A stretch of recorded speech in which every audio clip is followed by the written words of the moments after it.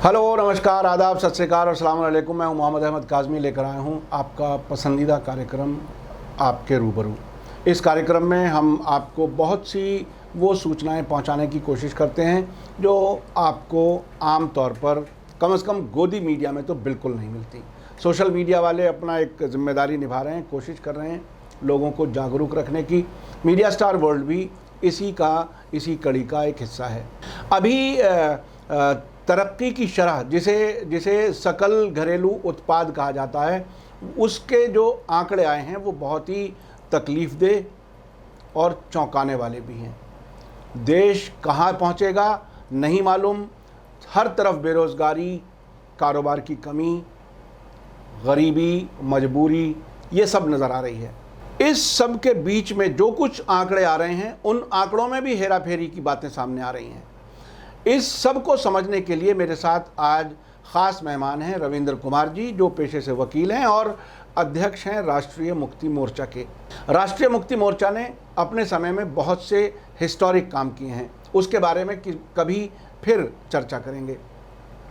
रविंद्र कुमार जी, आप बताइए कि ये आंकड़ों का क्या खेल है, किस हद तक जो कुछ बताया जा रहा है वो सही है और जो कुछ बताया जा रहा है हालांकि वो भी बहुत ही तकलीफ़देह है, लेकिन क्या इसमें भी कहीं कुछ छुपाने की कोशिश की जा रही है? आप हमारे दर्शकों को बहुत ही इंसाइट देते हैं, इंफॉर्मेशन देते हैं, काफ़ी बहुत पसंद किए जाते हैं रविंद्र कुमार जी। जी, आप बताइए कि क्या सूरत हाल है, ये आंकड़ों का खेल क्या है? क्या अब भी कोई बाजीगरी हो रही है उसके साथ, क्या हो रहा है? देखिए, बाजीगर का काम है बाजीगरी करना जी। यही उसका हुनर है और यही उसका लुत्फ़ है जी। लेकिन जो देश की अर्थव्यवस्था की हालत है, मैं कहूँगा आज के समय में देश की पूरी अर्थव्यवस्था पाताल में चली गई है। जैसे ज़मीन फोड़कर पाताल में चली गई है। और ऐसी हालत में आपने बहुत सारे कार्टून भी देखे होंगे, लोगों ने दिखाया कि जीडीपी जो है खड्डे में गिरी हुई है। अब सवाल ये है कि उस खड्डे से जीडीपी को निकालेगा। तो मैं आपको बता दूं कि पूरे देश में एक भ्रम फैलाया जा रहा है। अभी भी ये कहा जा रहा है कि हिंदुस्तान की जीडीपी जो है वो 23.9% गिरी है। और उसकी दूसरी तरफ ये कहा जा रहा है कि चाइना की जीडीपी जो है 3.2% जो है प्लस में गई है, ऊपर गई है। लेकिन ये दोनों आंकड़े झूठे हैं। IMF की जो चीफ इकोनॉमिस्ट हैं गीता गोपीनाथन, उन्होंने परसों कहा कि G20 के जो 20 देश हैं उनमें चाइना की इकनॉमी जो है 12.3% बढ़ी है फर्स्ट क्वार्टर में, यानी अप्रैल मई जून में। और उसके बनिस्बत जो है उसकी तुलना में हिंदुस्तान की जीडीपी जो है 25.6% गिरी है। यानी जो 29.9 का फार्मूला है वो गलत है, 25.6% गिरी है। अब ये आता है कि 1 फरवरी को भारत की सरकार ने ये कहा कि हमने जो अपना इकोनॉमिक सर्वे है बजट से पहले जो दिया जाता है, उससे बताया गया कि हिंदुस्तान की जो टोटल जीडीपी है वो 2020 और 21 में 145 लाख करोड़ रहेगी। अब 145 लाख करोड़ रहेगी तो मैं आपको याद दिलाना चाहता हूँ कि 25 मई को जो आपने मेरा इंटरव्यू किया था, तब भी मैंने कहा था कि हिंदुस्तान की जीडीपी जो है 100 लाख करोड़ की रह जाएगी। और मेरी जो आशंका है वो आज के दिन सही सिद्ध हुई है, क्योंकि अगर हम 145 लाख करोड़ में से 25.6% घटाएंगे तो हमारी जीडीपी आज के दिन जो है 108 लाख करोड़ की रह गई है। यानी 1.5 ट्रिलियन से ज़्यादा की हमारी इकोनॉमी आज के दिन नहीं है। अब सवाल आता है कि कहा यह जा रहा था 5 ट्रिलियन तक जाएंगे, 5 ट्रिलियन करेंगे हम। रिवर्स गियर में लगे हो। जी जी जी जी। हालांकि उसमें भी बड़ी अजीब बात थी कि 5 ट्रिलियन ये नहीं बताया था कब तक करेंगे। बस एक ये तो आप 100 साल में कर लीजिए, मतलब 5 ट्रिलियन हिंदुस्तान की इकोनॉमी अगर मनमोहन सिंह की सरकार होती तो मैं कह सकता हूँ अपने आप हो जाती। जी जी। क्योंकि 2007 में हिंदुस्तान की इकोनॉमी जो थी 1 ट्रिलियन की थी। 2014 में जब मनमोहन सिंह सरकार छोड़ के गए हैं तो दुगनी हो गई थी, 2 ट्रिलियन की हो गई थी।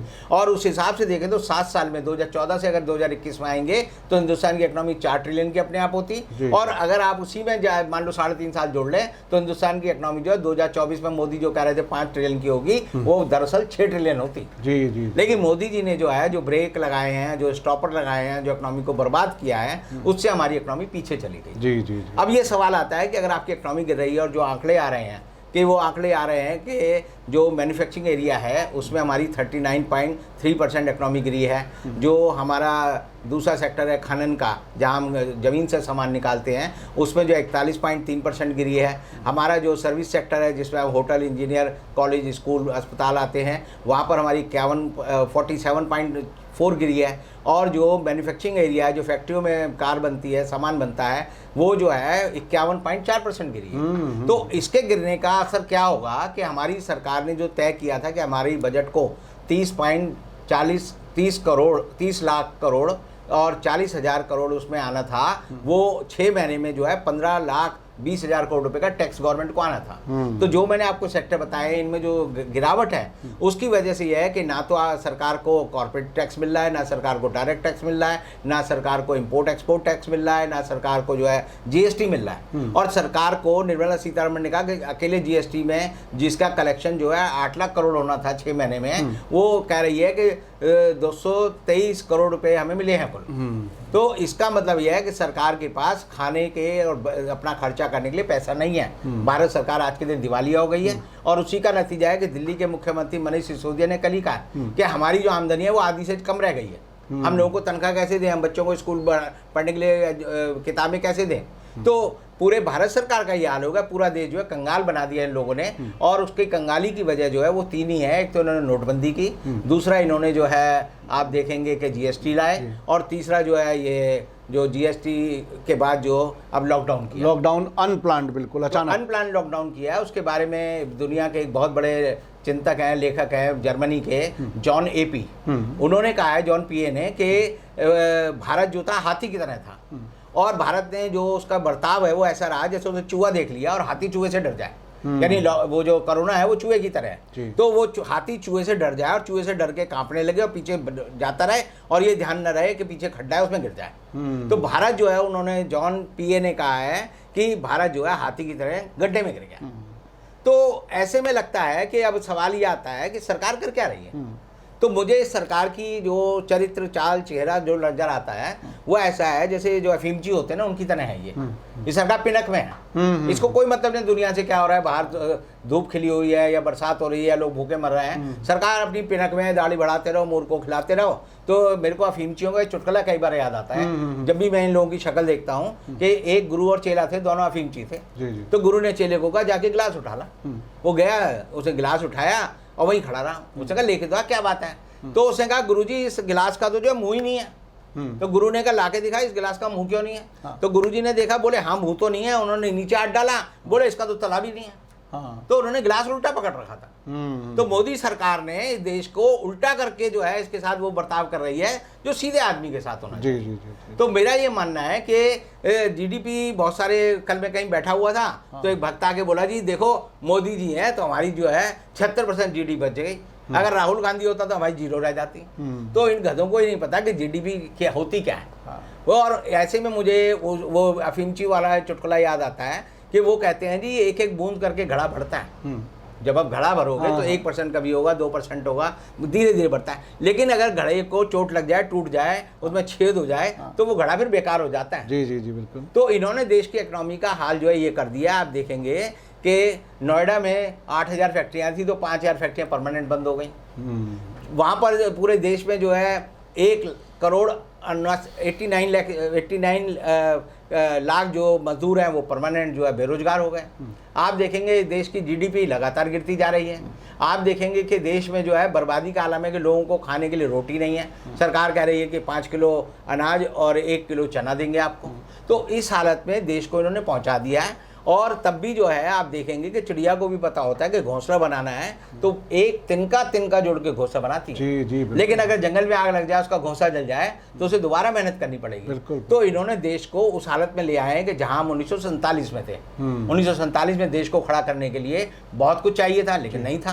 तो उसकी मजबूरी से देश को आज मोदी जी ने अपनी मेहनत और अपनी हार्ड वर्क से, वो बार बार एक चीज का बड़ा दावा करते हैं, अभी भी कर रहे थे कि हम हार्ड वर्क वाले हैं, हार्वर्ड वाले नहीं हैं। वर्कोहॉलिक एक लफ्ज़ उन्होंने और हार्ड वर्क वाले हैं।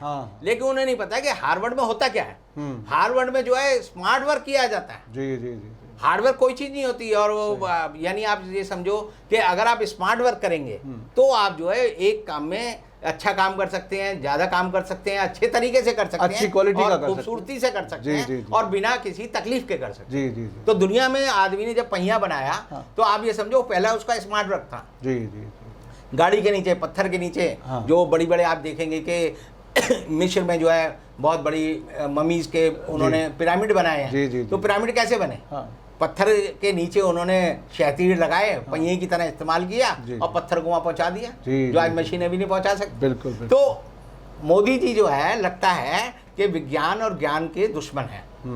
वो कहते हैं विज्ञान ना हो, ताकि क्योंकि विज्ञान होगा तो आदमी सोचने लगेगा, उसको अकल आ जाएगी और मेरे पे सवाल करेगा। जी, जी। और विज्ञान होगा तो फिर हमें दिक्कत होगी। तो वो चाहते हैं कि आप उस पुराने युग में चले जाओ, जब पुराण थे, जब वेद थे, जब हम जो पढ़ते हैं कि भाई हवाई जहाज थे, पुष्पक विमान था, उसमें ले जाना चाहते हैं। जी, जी। तो पूरे देश की डेवलपमेंट को ये पुरातन युग में ले जाना चाहते हैं। जी, जी, जी। कि एक दिन आपको पता चलेगा, आप और मैं जब मिलेंगे तो कार में नहीं होंगे, घोड़े जुते होंगे और रथ पे चल रहे होंगे। जी जी और तब हम कहेंगे हे भ्रातृश्री, और आप भी कहेंगे हे भ्रातृश्री। तो दरअसल जो है दुनिया जो है वो रेस है। जी जी दुनिया की रेस में अगर कोई आदमी तय करे, मान लो एक घर में 4 बच्चे पैदा होते हैं, जी, जी, जी। 3 बच्चे तय करते हैं कि हम बाहर जाएंगे, पढ़ेंगे, हाँ। वो तरक्की करते हैं। एक कह लीजिए मैं तो यही रहूंगा, मैं तो कूप मंडूप रहूंगा, मैं तो रामायण पढ़ूंगा और महाभारत पढ़ूंगा या कुरान पढ़ूंगा या बाइबल पढ़ूंगा, इससे आगे नहीं करूंगा। हाँ। जो मेरे पुरखे करते थे वो करूंगा। जी, जी। तो थोड़े समय बाद पाएंगे कि जब उसके बच्चे आएंगे विदेश से तो उन्हें लगेगा ये आदमी बड़ा आदिवासी युग में रह रहा जी, है, और जी। इसको लगेगा ये पता नहीं कहाँ से आ गए। जी, तो जी। दोनों के बीच का जो डिफरेंस है वो इतना ज्यादा हो जाएगा रेस में कि वो एक आगे निकल जाए नस्ल बन जाएगी, ये दूसरी नस्ल बन जाएगी। जी, जी। और इन दोनों नस्लों में कोई ऐसा नहीं लगेगा कि आपसे कोई संबंध था। हाँ, कोई समानता, कोई रिश्तेदारी भी नहीं लगेगी। नहीं लगेगा ही नहीं कि ये लगेगा दूसरे लोग से आ गए हैं हाँ, ये, हाँ। कि कहाँ से ये लोग आ जी। गए। तो इन सब हालत में आप जो देखेंगे पूरे देश में जो स्थिति हो गई है वो ये हो गई है कि सरकार को खड़े होकर कुछ फैसले करने चाहिए थे। लेकिन सरकार जो है, आज भी आप देखेंगे टीवी पे आते हैं मोदी जी, मन की बात करते हैं। अब मन की बात में उन्होंने बड़ी अच्छी 2 बातें बताई कि भाई एक तो खिलौने कैसे होने चाहिए, हाँ। कि खिलौना देसी खिलौना लेना चाहिए, भारत में खिलौने बनाओ। और दूसरा उन्होंने दूसरी बात बताई कि कुत्ते पालो। तो मेरे को कई लोगों ने कहा कि कुत्ते पालो, ये बात समझ नहीं आई। ये वो पार्टी है जो कहती थी गाय पालो। ये गाय को जो है कहती थी इसकी पूजा करो, इसको घर में रखो, इसका गौमूत्र पियो, इसके गोबर का इस्तेमाल करो, गाय में ये गुण है। अब ये कुत्ते पालने को कहने लगे। तो बहुत सारे जो आरएसएस के लोग हैं वो भी बड़े अचंभित हैं कि मोदी जी ने कुत्ता पालने को क्या। हाँ। तो हमारे एक गुरुजी हैं, पढ़ाते थे, आज चूंकि आज गुरु टीचर्स डे है जी, देश जी, का, जी, जी। तो मेरे को अपने गुरु की याद आ गई। वो कल ही मुझे बता रहे थे कि एक आदमी था, वो सड़क पे उसने एक कुत्ता ले रखा था और उस कुत्ते की टांगें ऊपर कर रखी थी, हाँ। और कुत्ते की टांग ऊपर करके उसकी पूजा कर रहा था। तो दूसरा हो गया, उसने कहा भाई ये क्या कर रहा है? उसने कहा कुछ ही कर रहा है, मैं पूजा कर रहा हूँ भगवान की। उसने भगवान की पूजा कर रहा है, ये तो कुत्ता है। बोला कुत्ते की स्पेलिंग क्या होती है? बोला DOG डॉग। बोला भगवान की क्या होती है? बोला GOD गॉड। हाँ। तो बोला देख मैंने कुत्ते को उल्टा कर दिया, तो कुत्ते की स्पेलिंग उल्टी हो गई। बोला हाँ जी हो गई। तो अब ये जो है DOG से GOD बन GOD बन गया। तो मैं भगवान की पूजा कर रहा हूँ। तो ये ऐसी मतलब हर चीज़ उल्टी होती जा रही है। आप ये कहना चाह रहे हैं कि ये सरकार या तो ये कि उस ज़माने में ले जाना चाहती है कि आप घोड़े पर चलें और या शायद पैदल चलें, साइकिल भी ना हो, वो भी किसी और ज़्यादा साइंटिस्ट- आत्मनिर्भर हो जाएंगे। हाँ, तो वो आत्मनिर्भर हो जाएंगे।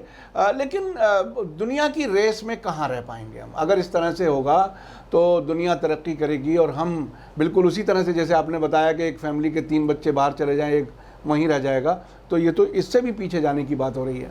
अच्छा, इस सब में ये जो आम तौर पर जब प्रॉब्लम्स की बात होती है तो ये भक्त लोग जो हैं वो फिर जब कहीं उनके पास कोई बचने का रास्ता नहीं होता तो वो फिर हिंदू मुसलमान पे आ जाते हैं। बिल्कुल बिल्कुल। तो वो हिंदू मुसलमान वाला क्या नुस्खा है कि वो कोई एक नशा है जिस नशे में डाल करके सारे गुनाह माफ़ हो जाते हैं? उसमें क्या है आखिर? नहीं, उनको ये सिखाया गया है कि आपकी हर समस्या का जो कारण है वो मुसलमान है। हाँ।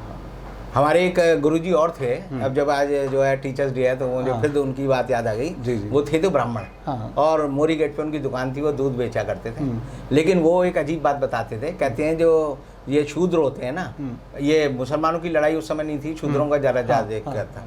तो वो कहते हैं शूद्रों के शरीर में छिद्र होते हैं जिनसे जो है बड़ी ऐसी विषैली गैस आती है जो आपके सारे दिमाग को जो है प्रदूषित कर देती है। अब उन्होंने जो है शूद्र की जगह जो है मुसलमान को पकड़ लिया। तो मैं कल कहीं बैठा था तो वो बात ऐसी चली, अचानक वही बात कर रहे थे, मैं तो सुन रहा था। तो वो एक आदमी बोला मोदी जी ने एक काम तो अच्छा किया कि उन्होंने मुसलमानों को सबक सिखा दिया, ये सारे भूखे मरेंगे।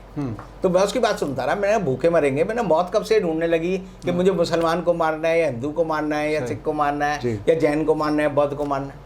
मैंने मौत जब आती है सबकी आएगी। अब ये कोरोना तो एक ऐसी बीमारी है जिसने पूरी दुनिया में एक तथ्य को सिद्ध कर दिया है कि हर इंसान की जान को वो ले सकता है, हर इंसान की जान उतना ही खतरे में है, हर इंसान के लिए वो उतना ही बड़ा खतरा है। तो एक तरह से कोरोना ने तो सिद्ध किया है कि जितनी भी हम कास्ट, क्रीड और जो नस्ल है या जो हम कहते हैं जाति है या धर्म है, उसमें उसे बता दिया कि आप सब कुछ नहीं हो, ये तुम्हारी जो है बनावटी जो है पैदा की गई चीज़ें हैं। लेकिन हम जो जानते हैं, जो कोरोना जानता है, वो जानता है कि हम मेरे को हर आदमी को मारना है और मैं हर एक को मारूंगा।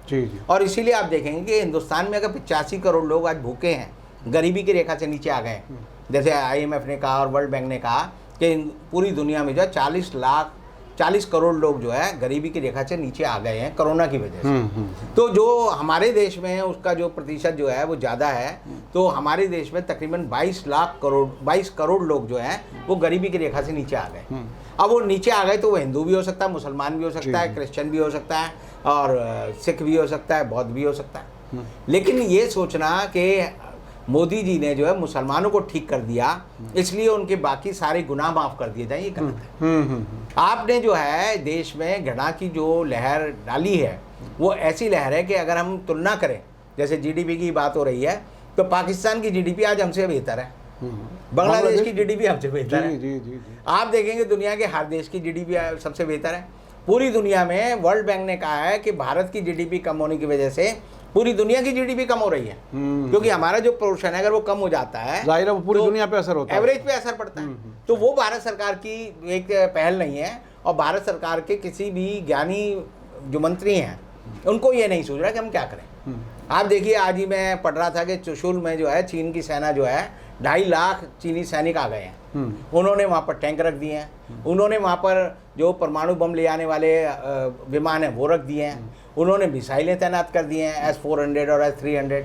और हमारी हालत यह है कि हम ये कहते हैं कि चीन का नाम नहीं लेंगे और चीन का नाम भी नहीं ले सकते, लेकिन दूसरी ओर हमारे सेनाध्यक्ष जो हैं वो कहते हैं कि जी हालत जो है बड़ी नाजुक है। और हमारे जो दूसरे उनके गुरुजी हैं वो कहते हैं जी हम जो है 2 मोर्चों पे लड़ सकते हैं, चीन से भी लड़ सकते हैं और पाकिस्तान से भी लड़ सकते हैं। जनरल विपिन रावत ने कहा। तो विपिन रावत जी कहते हैं हम दोनों मोर्चों पे लड़ने के लिए तैयार हैं। उनके नीचे जो सेनाध्यक्ष हैं वो कहते हैं जी ये हालत बड़ी नाजुक है। हम कहते हैं कि हमारे को चीन से कोई खतरा नहीं है। हमारे जो टेलीविज़न चैनल हैं वो दिखाते हैं कि 1962 की लड़ाई में जो चीनी सैनिक मरे थे उनकी कब्रें दिखाकर टाइम्स नाउ कहता है, रिपब्लिक कहता है और दूसरे चैनल कहते हैं कि राहुल गांधी जवाब दें कि देखो चीनी सैनिकों की ये जो है कब्रें बनी हुई हैं। लेकिन जो है बाद में अगले दिन ही पता चलता है कि ये कब्रें तो जो है 2011 में बनाई गई थी और ये चीनी जो ग्लोबल टाइम्स है अखबार है जो उनका उसमें 2011 में उनकी फ़ोटो दिखाई गई है। तो पूरे देश में आज के दिन यही नहीं पता चल रहा कि हमारी हालत क्या है। हमें चीन से लड़ना है नहीं लड़ना, पाकिस्तान से लड़ना है नहीं लड़ना, हमें चीन को सबक सिखाना है नहीं सिखाना, हमें चीन के सामने घुटने टेकने नहीं टेकने, कोई बता के राजी नहीं। और मोदी जी जो हिंदुस्तान के सर्वोच्च नेता हैं जिनके जबान पे देववाणी रहती है, मैं हमेशा कहता हूँ वही भगवान है और उन्हीं की वजह से जो है हमारी जो पूरी अर्थव्यवस्था है वो गटर में चली गई है, वो कुछ नहीं बोलते।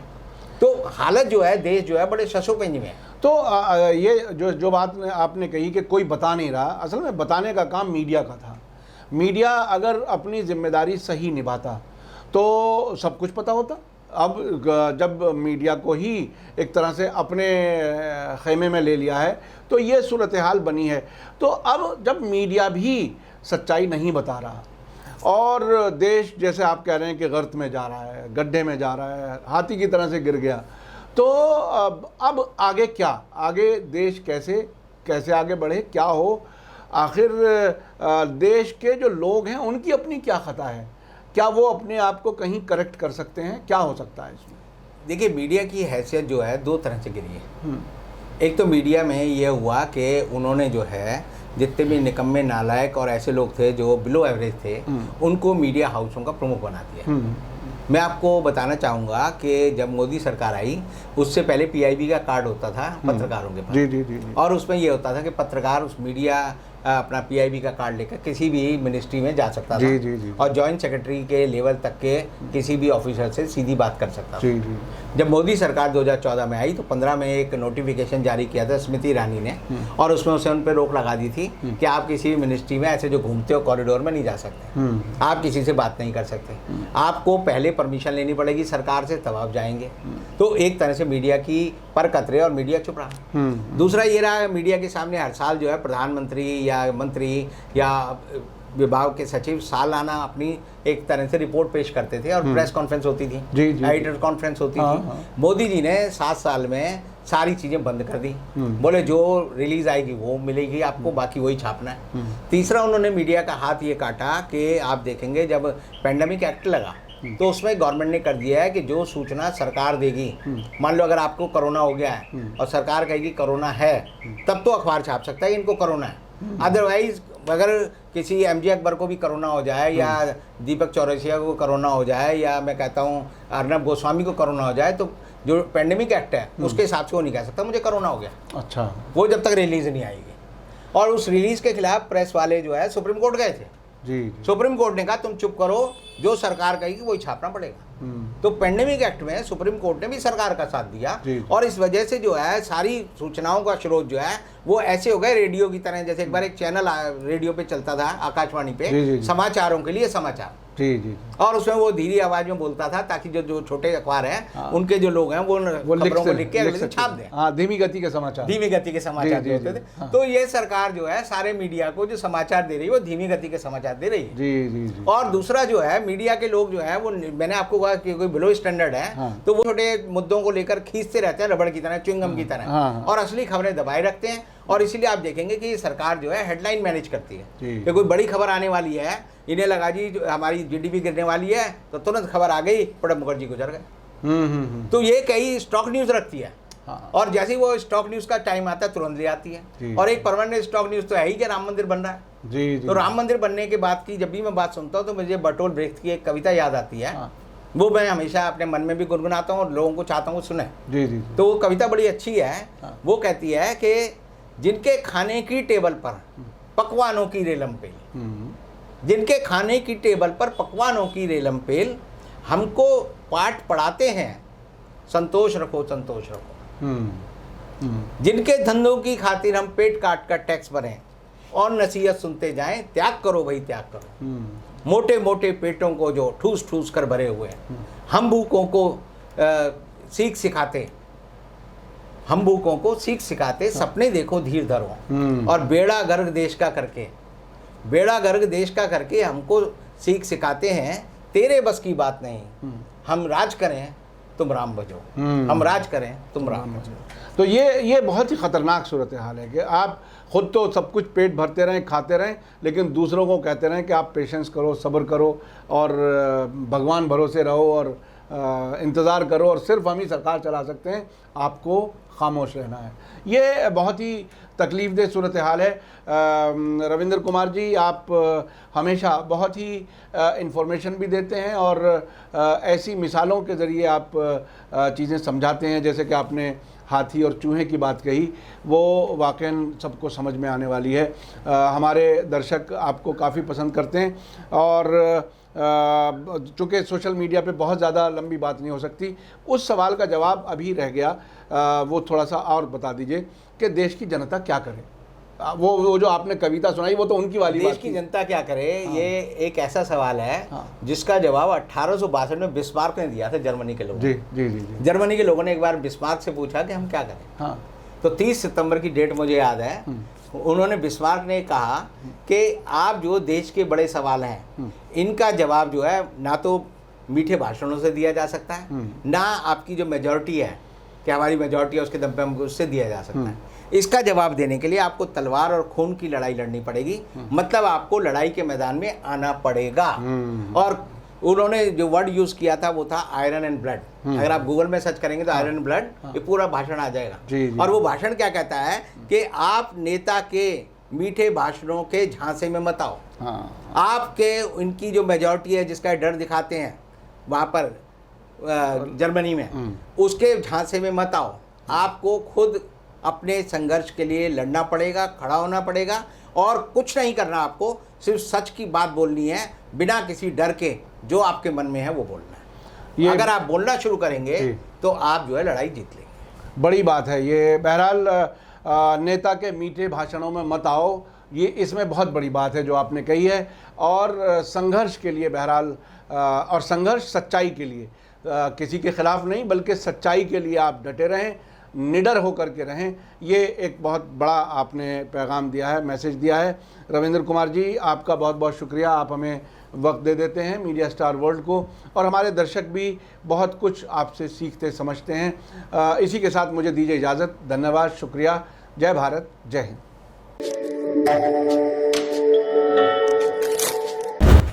मीडिया स्टार वर्ल्ड के और वीडियो देखने के लिए हमारे चैनल को सब्सक्राइब करें और सीधे नोटिफिकेशन पाने के लिए बेल आइकन दबाएं। और अगर हमारी खबर सच्ची और अच्छी लगे तो अपने व्हाट्सएप, इंस्टाग्राम, फेसबुक और ट्विटर अकाउंट पर ज़रूर शेयर करें।